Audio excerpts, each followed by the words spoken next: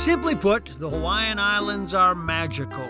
A couple years ago, we set the Life to the Max travel dial for the breathtaking Isle of Kauai. A return trip to this paradise was a must. So this time, we decided to try the second most populated of the isles, Maui. The legend has it that the island was named after the Polynesian demigod Maui Tiki Tiki Aturanga.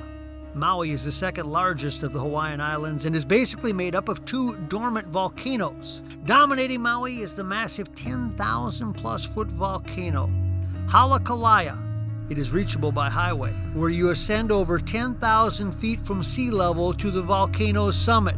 The drive up is 38 miles and it takes about 2.5 hours from here. And you're doing switchbacks going up because you're climbing 10,000 feet in that 38 miles.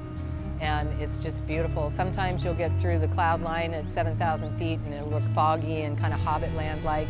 And then you pull out of it and it's just crystal clear and super blue sky. And you're at the top of the world.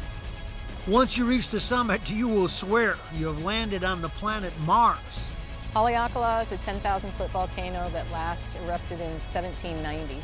It's amazing up there. Sunrise or sunset or just any time of the day, it's surreal. To add to the surrealism is this lost in space looking plant, the Hana, which sprouts from the seemingly lifeless surface. It blooms only once in its lifetime and then dies. Haleakala is really a tale of two worlds. On one side, it is a rich tropical rainforest, and the other, where the lava flowed, is as arid as anywhere in the American Southwest.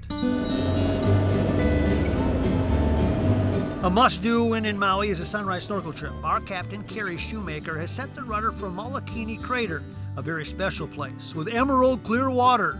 It makes the perfect little spot for a reef to attach and crystal clear water.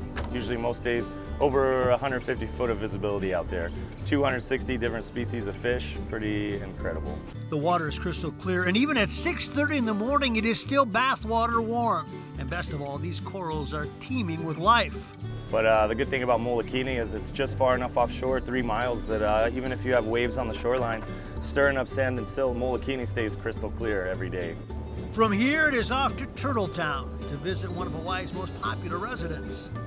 Turtles have a pretty easy life. They spend, the spot we take them is a place called McKenna Landing, or unofficially Turtletown. There's big underwater sea caves there that these turtles like to sleep inside.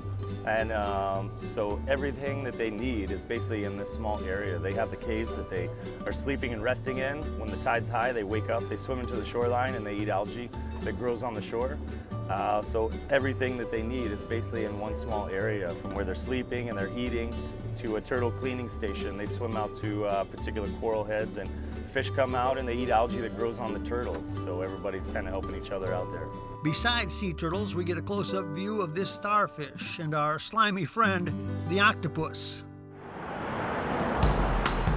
Another must while on this magical isle is to take a journey on the road to Hana. It starts in the quaint hippie town of Paia. And this 40-some mile trip will seem like you are going back to the 60s. It is a place which really is pleasantly lost in time. Allow yourself an entire day to drive this most winding road in the world. 617 hairpin turns and 57 one-lane bridges each way.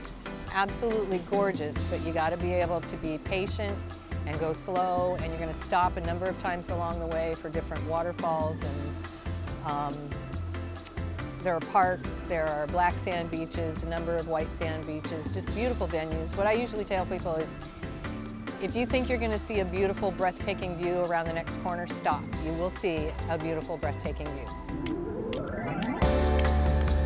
The road to Hana really gives you a glimpse at old pre-1970s Hawaii, before the roads were overrun with chain restaurants, gas stations, and shopping centers. The beauty is almost impossible to explain, as is the remoteness of the locale.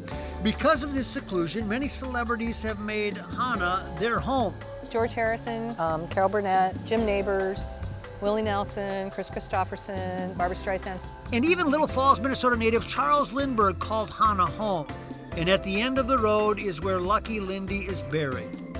This is where most people turn back and retrace the winding road. However, you can take the road all the way around if you dare. Our Life to the Max Adventure Cam decided to defy the car rental company's warnings and continue on the road, which quickly turned into a glorified one-lane goat trail. But now, being on the lava flow arid side, we got a whole new perspective of the road to Hana, including wandering unfenced cattle everywhere. There are a couple of white knuckle areas, but it's absolutely beautiful. I think that there's about 10 miles of unpaved, ungraded road.